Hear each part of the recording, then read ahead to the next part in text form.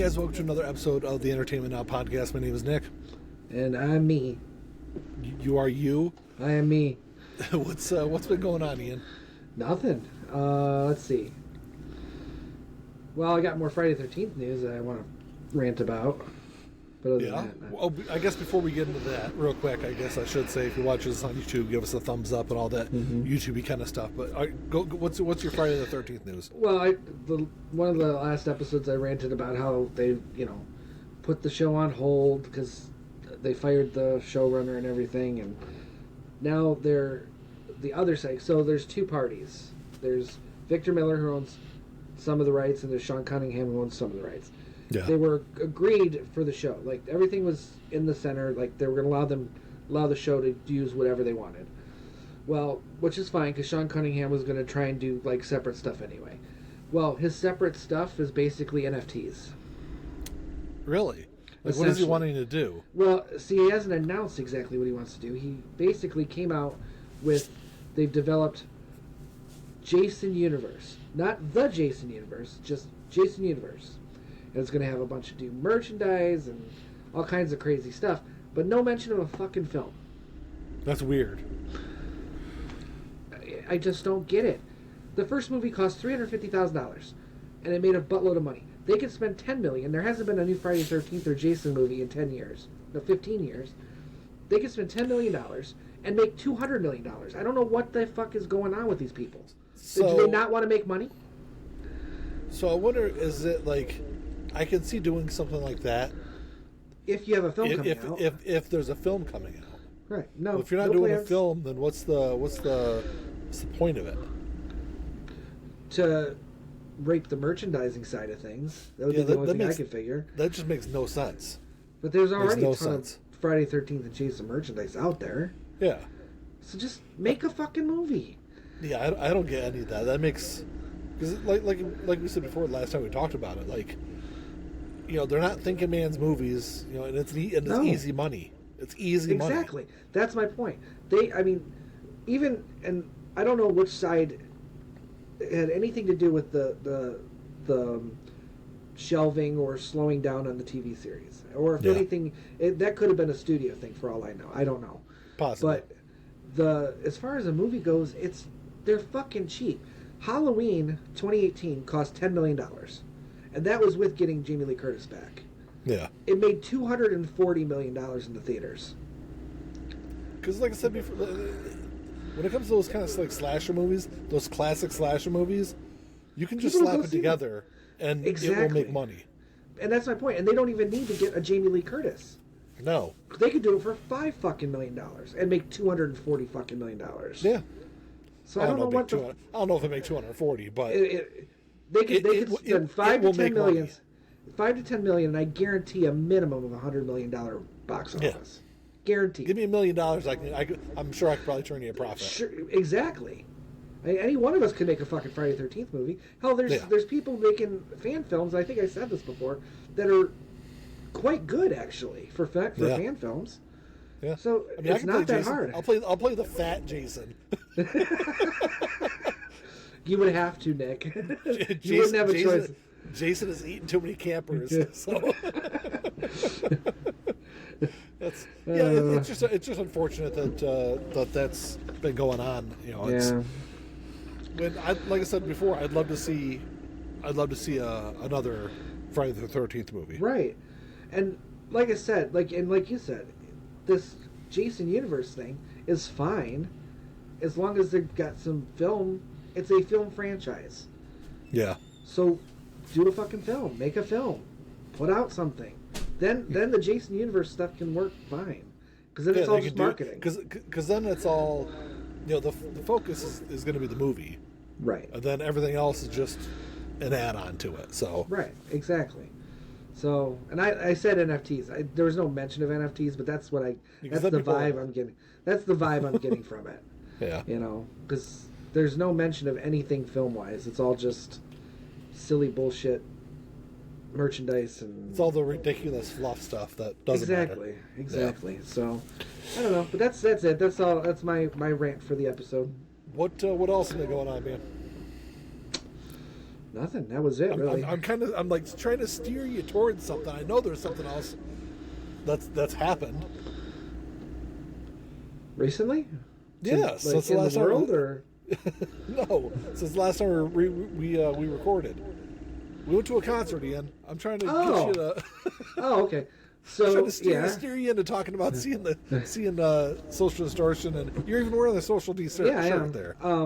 So yeah, we went to the concert 2 weeks ago after we recorded last. So some of the episodes will come out before this, but after the concert. Yeah. So yeah, we went. I like Social Distortion. I'm familiar with Social Distortion music. I will say real quick that I was really disappointed in Social Distortion. This is the third time I've seen them. Yeah. And there's always they put on a great performance. It's always high energy.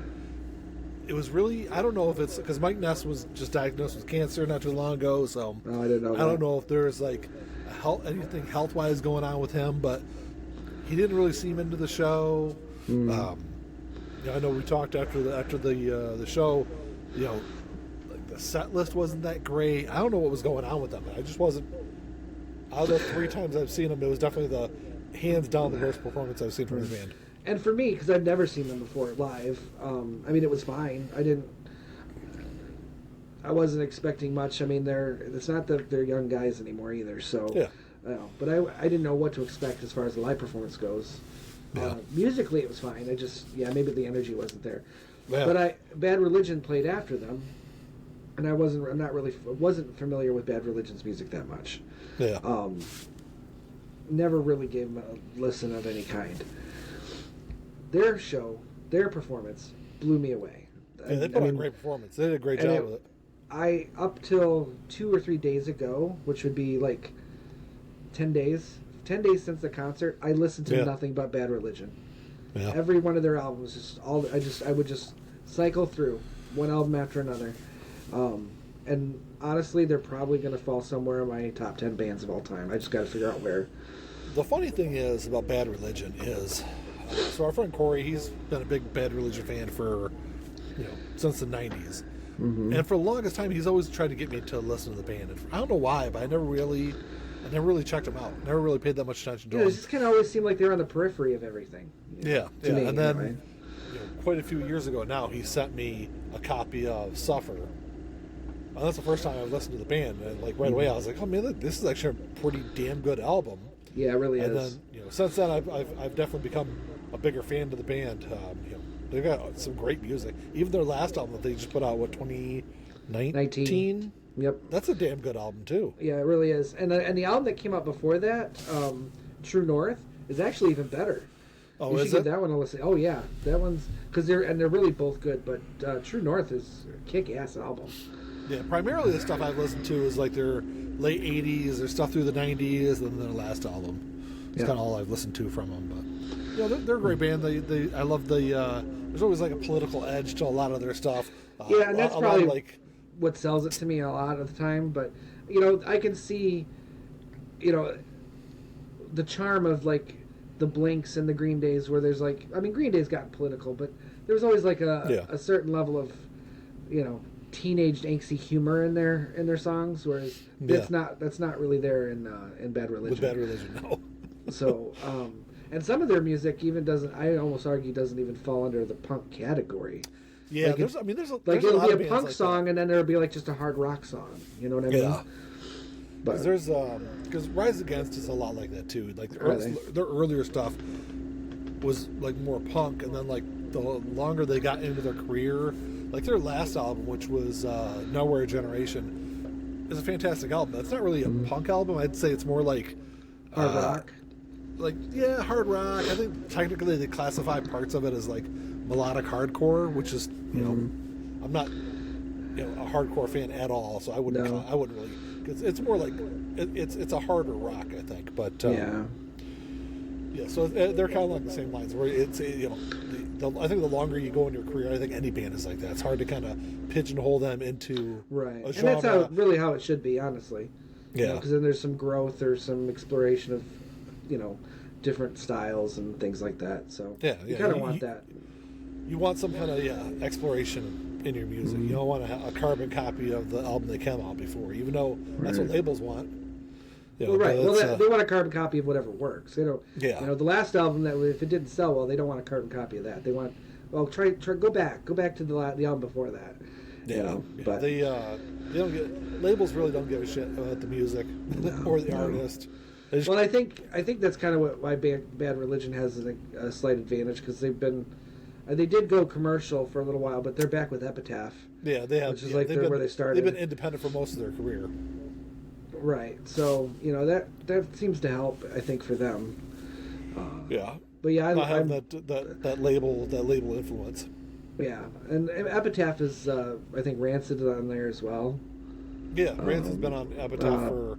I mean, technically, I think Rancid is with Hellcat, which is an imprint under Epitaph, but it's all Epitaph. It's all Epitaph, yeah.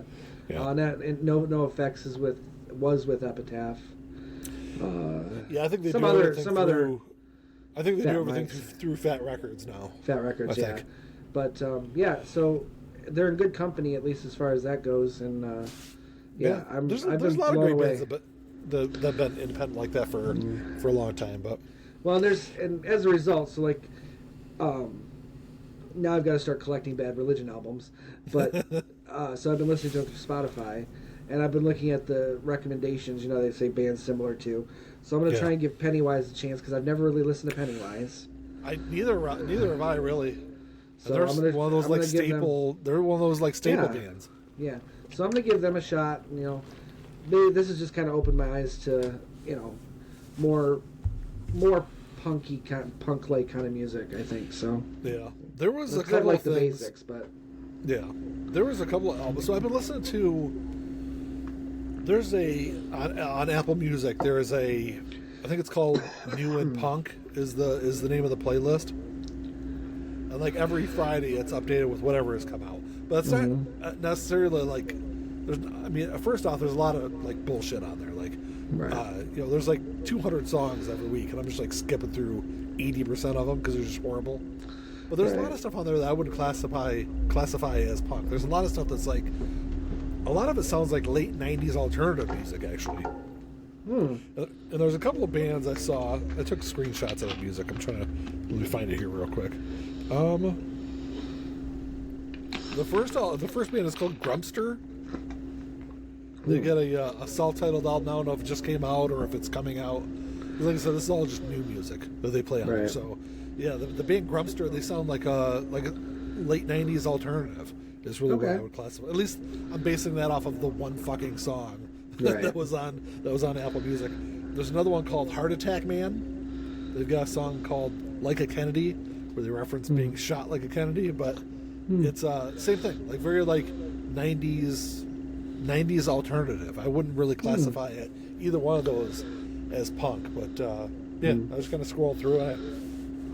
I screenshotted them so I could try to remember them and listen to them later because it was this was like middle of the week, so I knew on Friday they'd be gone off that playlist. So it's definitely, like I said, it's kind of opened my eyes, and I don't remember the other bands that were kind of in the recommended, but I remember Pennywise was the first one. That's why I remember that.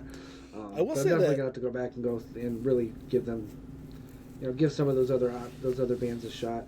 I might have to check out that playlist. That's on Spotify, you said? Oh, the new one, punk. That's on Apple Music. Oh, okay. You'll just have to maybe like send me screenshots or something so I can look them up. Yeah, there's I'm sure there's probably some same equivalent on Spotify. It seems like a lot of the playlists that are on one or on another. I don't know. I've gone to some of the Spotify playlists. And it's like, really, who put this together? Yeah. So. But yeah, and then the band that opened the entire show, I don't remember the name of it, but it's Mike Ness's son's band. Yeah. I thought they sounded great. I mean, they sounded like a Social Distortion tribute band, but they sounded really good though. I was really impressed by them. Yeah, they were okay. I wasn't blown away, but I wasn't like unimpressed either. They kept my interest. So they've only got one song that's on Apple Music, so we'll see what happens when they release when they release more music. But I had no idea that Mike Ness was diagnosed with cancer. Yeah, I think it was last year sometime. I might maybe I'm wrong, maybe I'm misremembering that, but I know it that long ago that he was diagnosed, maybe a year or two ago, something like that. But I'm not sure what the story is with it, if he's in remission or if he went through treatments for it or anything like that. Interesting. Am I already boring you there, Ian? Nick, your very existence bores me, but no, I didn't sleep well last night. So something else was big in the news recently. I wanted to get your opinion on before we get to our topic, and that is that the U.S. government is going to file a lawsuit against Ticketmaster and Live Nation. Oh, I did see that. Yeah, which is about against Live Nation fucking directly. Time. Yeah, they need to break that monopoly up. Yes. Well, they had to file it against Live Nation because Live Nation is the one that is the parent company. Yes. Yeah. Because first off, like when they was it 2010, I think when they merged, 2010, 2012, something like that. Yeah. Like first off, they never should have been fucking allowed in the first place. Right. Because you have Live Nation who owns like a third of all the venues in the U.S. Right. Especially like a lot of smaller venues they own. And then they're also selling the tickets through Ticketmaster, which is owned by them. Like, you can't get more monopoly than that, Right. It's right. like, Yeah. And then Live Nation is taking cuts of all the merchandise and everything else that goes along with it, also because it's all being sold through their venue. Right. Which I always thought that they should. I mean, back in the day, I don't think they did. I don't think the venues took any, merchandise specifically. It was, that's the band. That's them making their money. Yeah. So. I'm pretty sure they got a cut of pretty much everything now. I mean, I'm sure that I'm not sure about every venue, but if Live Nation can make a fucking penny out of something, they make a penny out of something. Right. But I know I was reading an article when this all got announced a few days ago, and I remember when it happened, Bruce Springsteen was like all over the place because he was, very vocal about how this was going to raise, concert ticket prices, because it's going to raise, the Live Nation now owns everything around that event. A single concert, they own everything within the atmosphere of that event. So there's nothing stopping them from raising, not only prices through ticket fees, but also raising fees to the concert, the band that's putting on the concert. So, and he was definitely right, because that's exactly, since in the last 15 years, actually, it's, almost 15 years now, prices for concerts have exploded. I mean, they've skyrocketed. Yeah. Now, granted, we went to that concert a couple weeks ago. Yeah, it was $22 a ticket, which is not bad at all. But it's to the point now where if I'm going to go to any kind of, not even a major artist, if it's a semi big artist, I know I'm going to spend at least $80 on a ticket. If it's a major artist, it's going to be $100 to $150 easy. Right. Well, $80 is usually kind of like the starting rate for like shit seats. Yes. Yeah. That's what I mean. Yeah. And that was the whole thing. Like Live Nation, they do their concert week every year. A couple weeks ago, there was all these concerts. Hundreds of concerts for $25. But yeah, it was like in the absolute nosebleeds, or it was the lawn seats at a outdoor venue. Right. It was nowhere you want to sit that you're going to pay $25 for.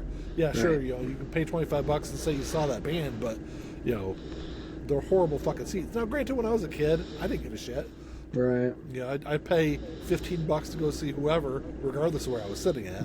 But when I was a kid, I always just thought that rich people sat low and the rest of us sat high. It was just my way of thinking. Sat up high. It's kind of how I felt. In my mind, that's kind of how it was. It's like, well, I know my family can't really afford to have those seats down there. You know?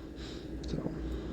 But yeah, it was. Yeah, I mean, I guess I was probably the same way. I mean, I never really sat close for anything. I remember even seeing like Aerosmith. I saw Aerosmith on like probably 97, somewhere in 97. Saw them at the Palace. And I think I paid like $25 for the show. And they weren't like horrible seats. We weren't in the very top of the Palace, but we were definitely in the lower part of the upper bowl, which we still had decent seats, but still, it's definitely times have definitely changed since then. The Right. last tour, the tour that Aerosmith has just recently announced, well, within the last couple of months, I looked at tickets. I think that they're going to be in Grand Rapids, and tickets were like several $100s. I was like, nah, I'm good. I saw him back in 97. I don't need to see him in 2024. No, not Aerosmith. It's their farewell tour. Yeah. So their first farewell tour or their second farewell tour? It'll be their first. Yeah. Hopefully last. I just say that because so many bands have done farewell tours. I and know. Then 5 years later, they do another farewell tour. What I find funny, so Motley Crue did their first farewell tour in 2014. Yeah. And they signed a legal document saying that when this tour is done, they cannot no longer tour as Motley Crue. But they're legally obligated basically to themselves. Because, they're touring again. So, as Motley Crue. Stupid. Yeah. Kiss, how many fucking farewell tours have they done? Now they've sold their likenesses so they can do virtual tours. Yes. So, AI virtual tours. I mean, same thing like Elton John. I think Elton John's done 2 farewell tours, I think. Yeah, but I think his last one was really his last. I think he's done. He's done now. He's definitely done. He's way too old. Right. And well, I mean, I heard he sounds good though still, so I guess it's really all that matters. He's younger than Mick Jagger and Keith Richards. I mean, 90% of the world is fucking younger than Mick Jagger, you know? Well, yeah. He's like 83, but he's like 740. It's fucking Methuselah. Well, that's Keith Richards is more Methuselah. Well, they're both really fucking old. Yeah. Keith Richards is like held together by whiskey and nicotine, LSD. Yeah, I don't know what keeps them going, but I guess there's really no like age limit. No. I think that just as long as you sound good and you feel good doing it, right, and you're able to do it, I don't have a problem with it.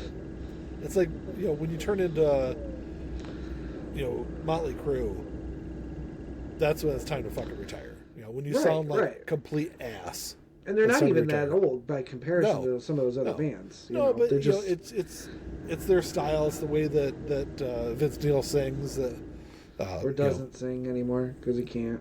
Well, I'm just saying though, like when he was younger, his vocal style, it didn't exactly make me think he was going to be, singing into his 60s and 70s.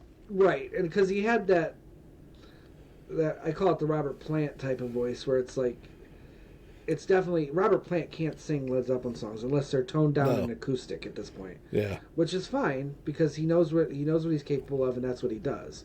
Yeah. Vince Neil, on the other hand, does not apparently know what he's capable of, and needs a backing track to help him out. Yeah. So, which I don't know. I don't get all hung up on backing tracks or none of that shit either. I don't get hung up on it if it's just you're using it as a crutch, but if it's covering the vast majority of your vocals, then you're not there. Well, look at what Mick Mars said. Mick Mars said that Nikki Sixx hasn't played live in decades. Right. Which is the 90s. Which to me, it's like, why bother? Yeah. I mean, and I'm not saying they're bothering because they get money, but why bother go see them if they're just playing what's recorded? You can put a fucking CD on, and it's going to sound better anyway. Yeah. Otherwise, they're just fucking mimes up there. Yeah. Which, if you're paying, if you're charging $200 a ticket and you're doing that, then, it's... Well, I mean... It's... I don't think Motley Crue is. At least I hope they're not. Their lawn seats were like... I don't remember exactly how much they were, but they were a lot. That's ridiculous. But like I said, Vince Neil can't fucking sing, and everyone knows that. So... No. But I don't even know. When I went to the reunion show in 2014, I was there for Alice. Yeah. And Alice sounded great. And he's at least 10 or 15 years older than those guys. Yeah. But yeah, I think that's a great thing. I think Live Nation definitely needs to be broken up. Ticketmaster needs to be broken up. I don't really know what the answer is, though. But I mean, like, well, they'd be forced to sell stuff off as far as that goes. Yeah, but do you think it's going to change anything?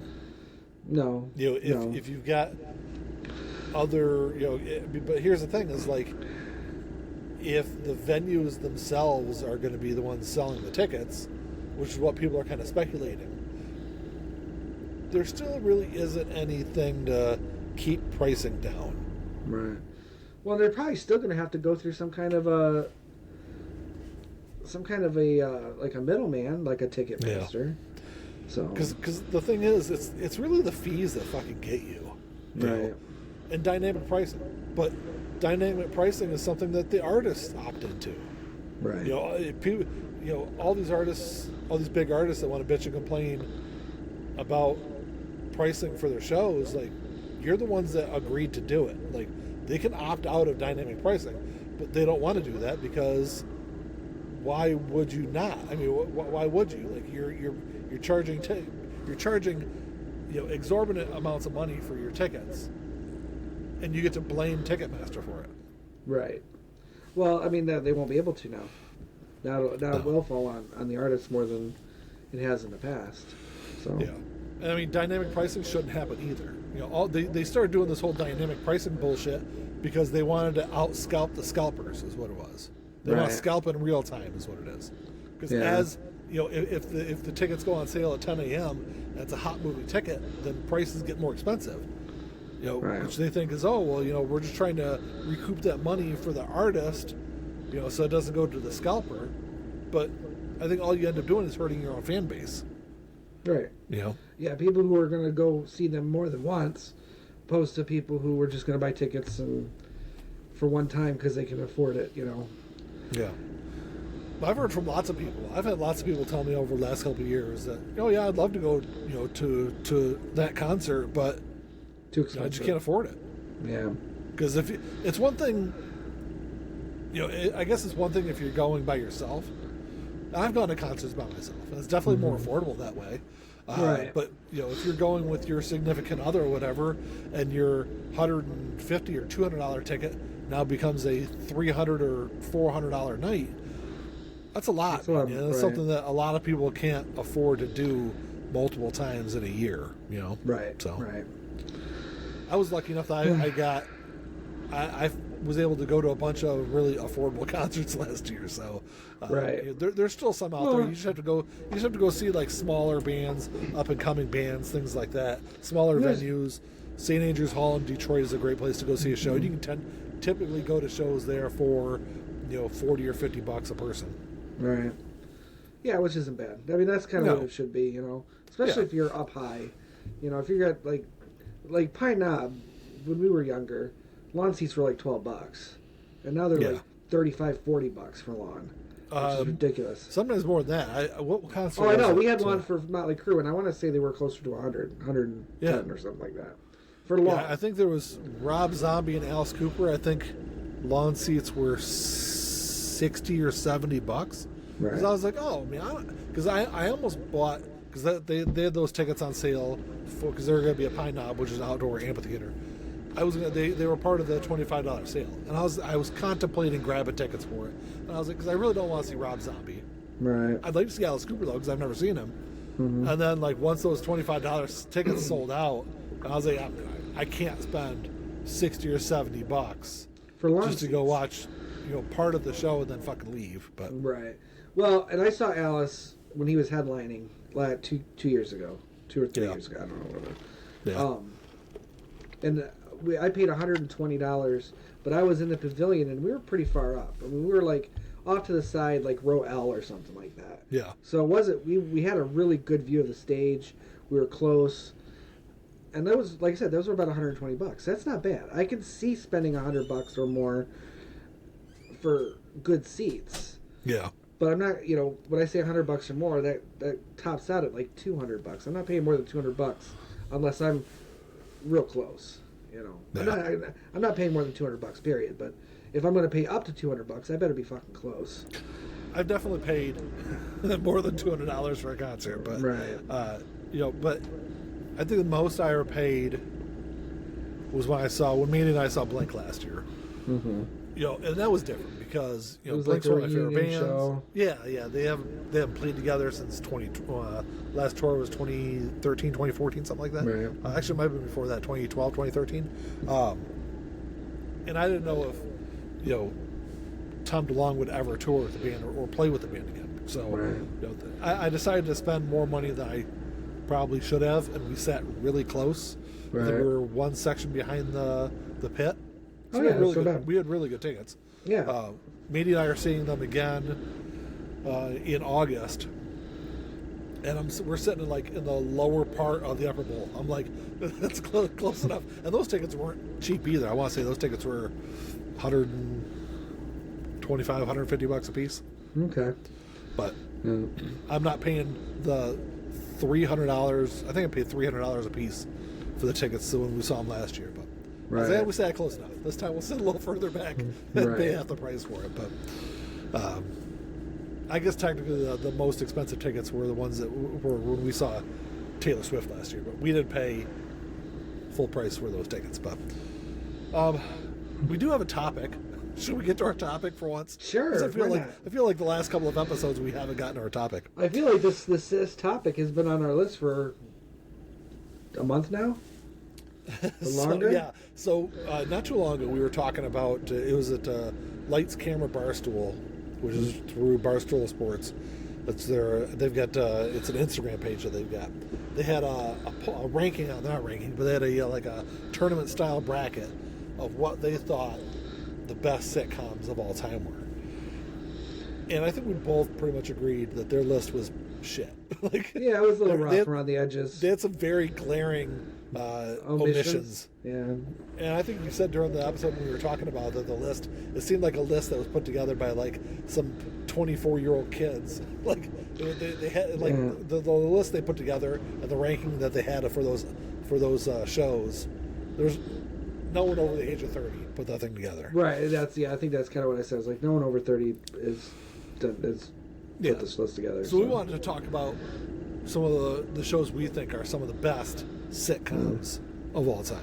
Yeah. I mean, the ones I have are, strictly based on my own opinion, but the enjoyment I got out of watching. Everything we talk about on the show is based on our own opinion, Well, generally my opinion is fact, but in this case I can't say that's the case. Okay, Ian. The first one that came to mind for me is Night Court. I haven't seen I haven't watched any of the reboot. I've heard some good things about it though. I love that.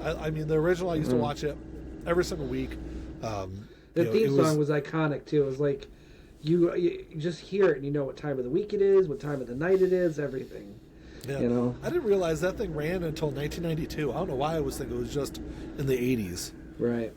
Yeah, no, it ran for a long time. 9 or 10 seasons, I think. Yeah. Maybe even more. I think Harry Anderson really made that show what it was, but I don't know. I've watched a few of the new ones, the first season. It's okay. It's not great by the standards, but... Is that on... What service is that on? Well, it's on regular network, but you can watch on Peacock. Oh, is it? Okay. Yeah. You watch through Peacock? Watch through Peacock. We've gotten to a point now where I forget that anything is on regular fucking TV. Yeah, and honestly, I can't remember the last time I watched an actual show on network television, other than food channel stuff. I'll watch some of that stuff, but I don't watch anything on network. But yeah, it's fine because it's more of a continuation in a sense because it takes place years later. Judge Harry has died; he's passed away, and it's his daughter. And his daughter is the one who takes over, and she convinces Fielding to come back. Yeah. And so far, like I said, I haven't really watched a lot of it. I watched maybe 3 episodes. They were okay. They're just. It feels, and this isn't just Night Court. It just feels rushed. Like it feels like there's less time for these stories to play out, and everything has to be everything's faster, and it doesn't have a natural feel to it. And I noticed that with the Connors too, because I like the Connors, the Roseanne spinoff. But I get the same vibe. It's like it's like punchline. It's over. You know why that is? Because there's less. Because they're like 15-minute episodes now. Well, they're like 18 to 20 I know minutes. That. In the old ways, Night Court were probably like 20 to 25 minutes. 23 minutes. They're probably like 22, 23 minutes. 23 minutes tops. But it's amazing how much of a difference 3 or 4 minutes can make. Just it's huge when you're talking about a 30-minute show. Right? Yeah, just kind of making the the action and everything feel a bit more realistic, you know. Because you end up having to cut out a lot of that, like connective tissue that links jokes together. Right. Because there just isn't time for it. Because it's less important than the jokes. You know? Yeah, Or I don't know. know. I guess I should just put it this way. Like you end up losing a lot of like the B and C storylines in those episodes. They kind of flesh it out and make it seem like a more full show. Right. Because all you have is just the main points that they've got to hit. You know, when you've got 18 or 19 minutes in a show. Yeah, but I definitely agree. Night Court is up there on the list for sure. What's one of yours? Well, one that was a glaring omission for me was MASH. Yeah.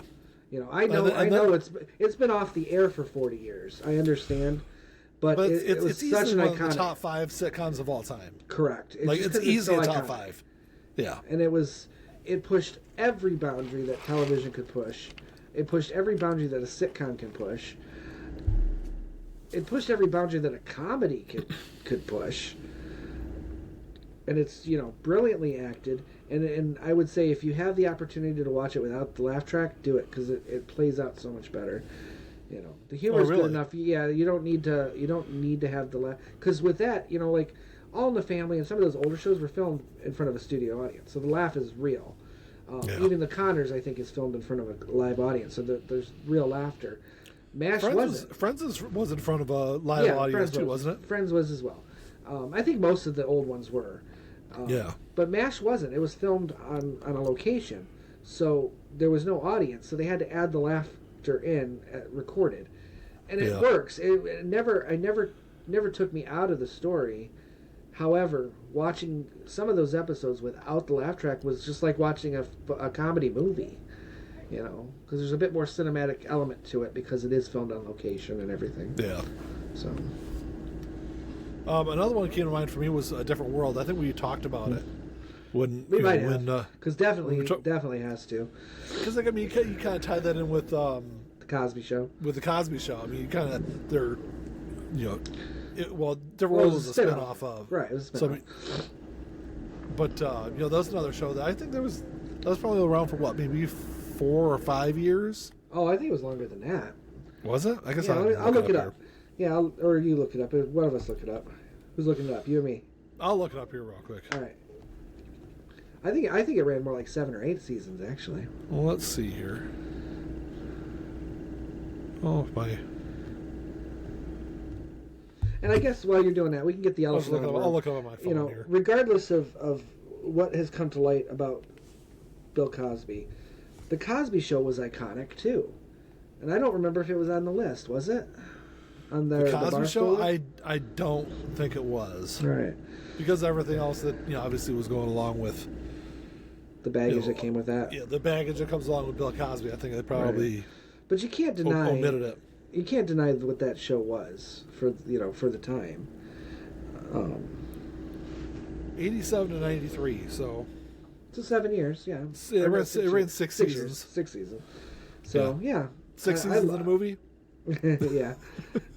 I love Different World. I used to watch it because I think it was on the same night. It was on right after Cosby, wasn't it? Yeah, it was on right after. So yeah, I would watch Cosby and then watch Different World. So. What's some other ones you got? What's some other great ones? Well, I mean, Community. I think that was probably on the list, but yeah. Yeah, it was. I think it was pretty high up on the list. I think it was I'm pretty sure it was in the top 10 on that list. Community definitely is a top 10 show for me, I would say. I'll say Community's a really good one. At least top 20. Community. So I just finished watching it. Within the last couple of days, I finished season 6. I'm still watching it. I'm in season 3. Okay. Right now.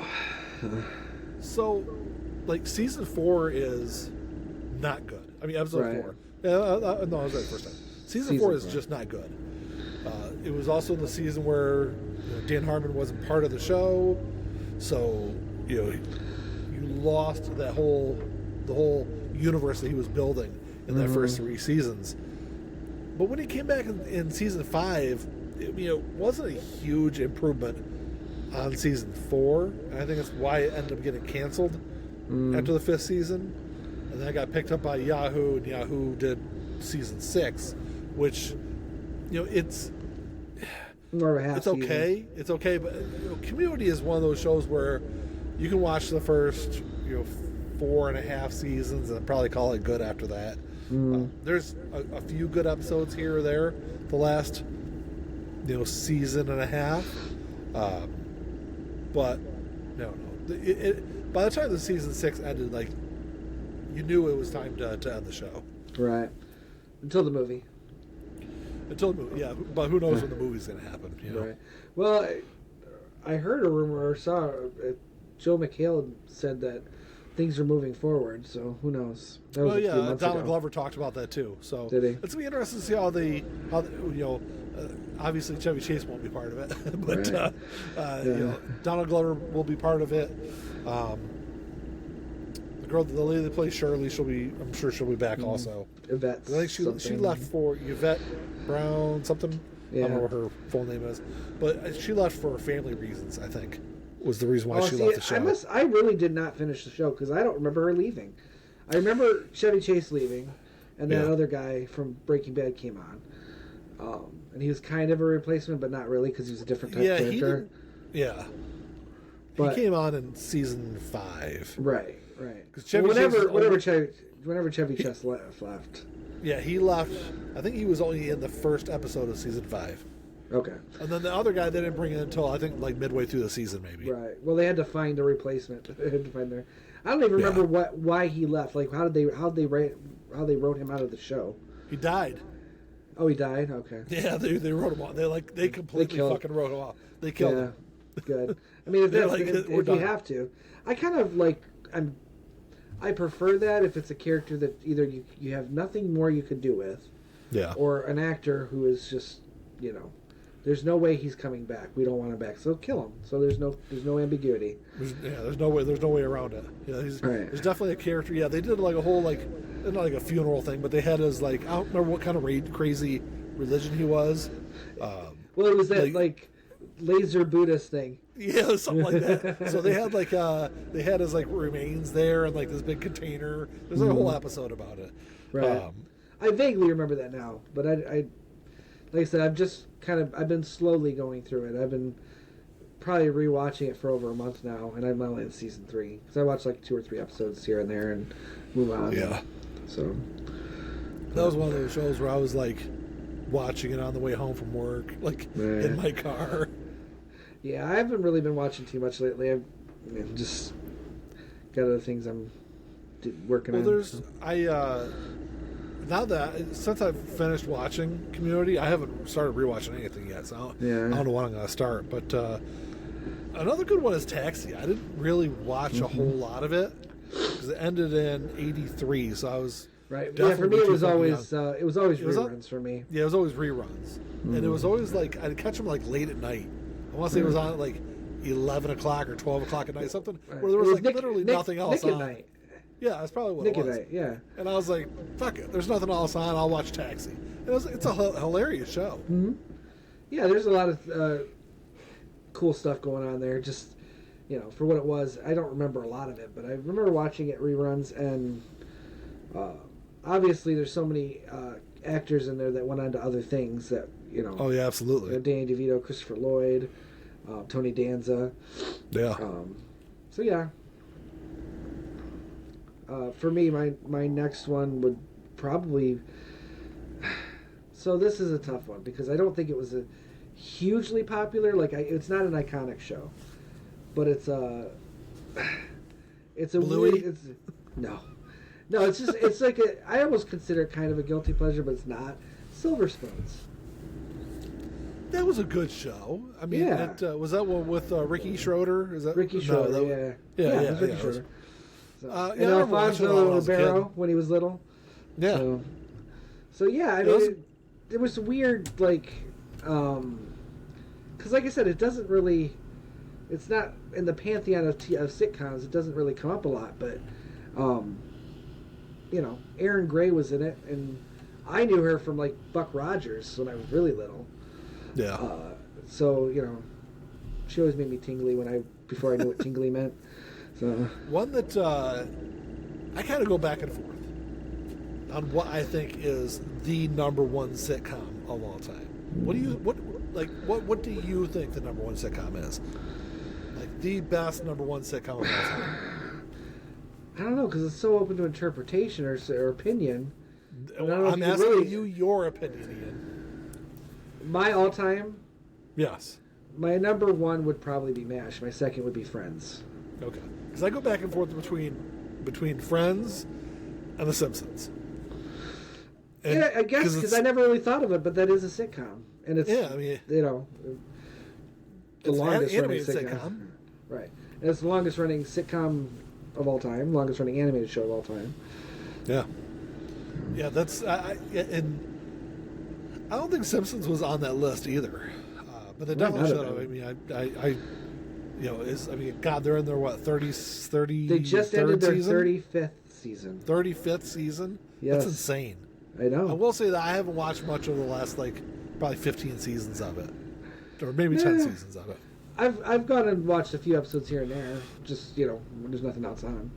It's something I want to keep. I want to go back. Obviously, I'm not going to binge watch that show from the beginning. God, no. But I might pick a season. You might here. be done by the time you die, maybe. Right.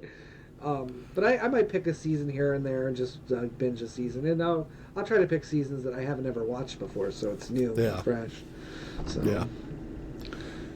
What are some other really great ones? We talked about Seinfeld when we talked about... Which I don't like. Yeah, I tried to go back and watch an episode of it not too long ago. I just don't... It's just not my kind of show. I don't know. No.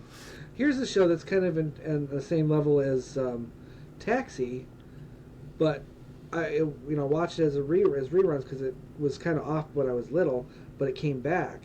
And that's WKRP in Cincinnati. Yeah, I don't think I've ever actually watched it. Because the old one, was on. I don't know what year it ended, but then in the mid to late '80s, they came back with the new WKRP in Cincinnati. Yeah.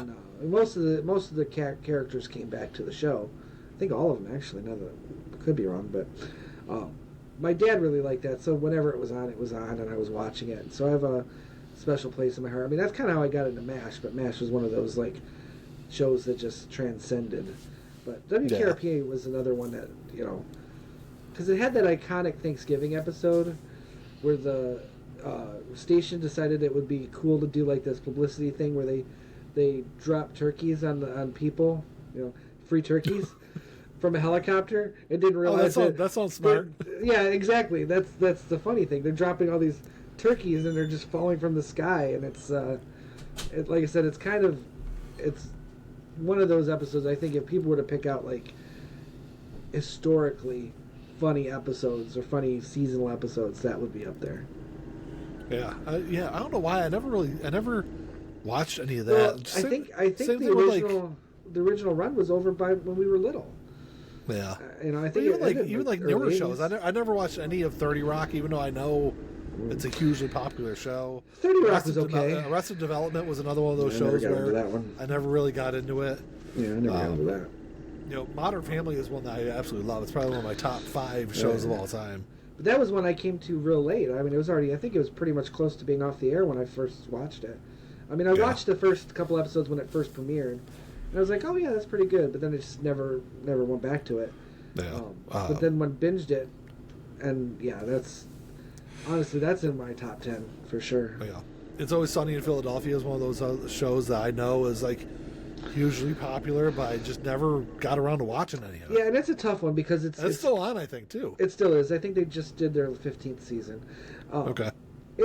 I love It's Always Sunny, but it's a very absurd humor and it's cringy humor. So if you're turned off by cringy humor, then you might not like it. Yeah. So even early cringy on, how just dark humor or dark humor. Dark humor. Okay, I like dark very humor. Dark. But it borders on cringy. They'll point out that they're being racist, but they're being racist. Kind of humor, that kind of thing. Maybe it's a show I need to watch. Yeah, I'd say give it a shot, but maybe don't. The first season's a little rough because Danny DeVito's not even in the first season. No, and I think the show got a lot better when he showed up. I think he shows up in the second season. So, I think the first season's short, so maybe watch it just to kind of get a feel for the other characters. but the show really does pick up once Danny DeVito shows up. Once he's in there. Yeah. Yeah, I'll get around. I'll like I said, I need to watch something new, so maybe I'll start on that. But yeah. Before we wrap up, you got a couple more you want to toss out, or? Facts of Life is one that was kind of iconic for us as kids in our age group. Different Strokes. The Facts of Life are one of those shows I'd like to go back and watch it now that I'm like in my 40s to see if it kind of still holds up. You know, yeah, I don't know. I haven't seen it obviously since the mid 80s, but late 80s. Right. I think I've watched a couple episodes as an adult, but not recently. Yeah. I mean, the humor is a little lame, but you know, for what it was the 80s. It was the 80s, exactly. What I'd like to do is, as a show that was directed, or not necessarily directed at the female demographic, but focused on female characters dealing with female issues, I'd really like to go back and see how well it does against the Bechdel test. Yeah. Because I have a feeling some episodes might actually fail the Bechdel test. Probably. So, but Facts of Life, I remember loving that show. I watched it all the way till it ended. Did you? Yeah. It was on for a while. Yeah, I think it ended in like 87. I think 87 or 88. And then Different Strokes, same thing. I liked Good Times growing up too. I used to watch that as reruns all the time. Yeah, I only watched a couple episodes of it because it was off before I started watching TV. Oh yeah, me too. But it was like I said, it was on reruns. It was on like 5 o'clock in the afternoon or something on Channel 20 or something. I always watch it. I liked it. I liked Good Times, and never watched Maude or any of that. You know, Mama's Family was on, but I barely ever watched that. A really good, I guess the last one I'll throw out is probably one of my favorite, like, mid to late 90s sitcoms. And that's News Radio. I mean, it wasn't on for very long. No. Well, because it ended when Phil Hartman died. It really did. John Lovitz just couldn't fill those shoes. He tried, and he did his best, but he just couldn't. And it was such a sad situation. So I think that show was destined to fail after that anyway, regardless of who they got. So. But yeah, I love News Radio. News Radio is awesome. Just Shoot Me was pretty good too. Yeah. I think it was on around the same time. Are either one of those on any streaming services? Maybe I need to look. I think Just Shoot Me is. Maybe Netflix, possibly. I don't really watch Netflix. Now that you mention it, I think News Radio is on something too, because I've seen it recently. I was like, I need to watch that. It was an NBC show, wasn't it? It was, yeah. So it's probably on Peacock then. I would check Peacock and see. Yeah. I think Just Shoot Me's on there too. Because that was an NBC show. NBC had the best sitcoms in the 90s. Yeah, I definitely agree with that. I don't know. I guess we can kind of wrap it up there. Was there anything else you wanted to toss out, or was that kind of the end of your list? I mean, obviously, this is we could have went on for hours talking about this, but yeah, I didn't really put a list together. I'm just kind of going off the top of my head, really, a lot of these shows, because like you said, there's so many. We're gonna end, and I'll be like, I could go, oh man, I should have brought that one up. I should have brought that one up. So I knew that going in, I wasn't going to put together a list, because there would be no way I could put together a full list. So. Yeah. Well, anyway, any questions or comments, you can email us at entnowpod@gmail.com. I will say we're coming up on the end of Entertainment Now. We've got 3 episodes left, I think, of this show, and then we'll be coming back in August with a new rebranded podcast, but we'll get to all that eventually. But, watching this on YouTube, give us the old thumbs up, all that fun YouTube-y kind of stuff. Anything else to add there, Ian? No? Go watch some good sitcoms. How about that? Yeah. Watch some good classic sitcoms. See how they all started. Yeah. But, all right, man. Until next time. Talk to y'all later. Peace.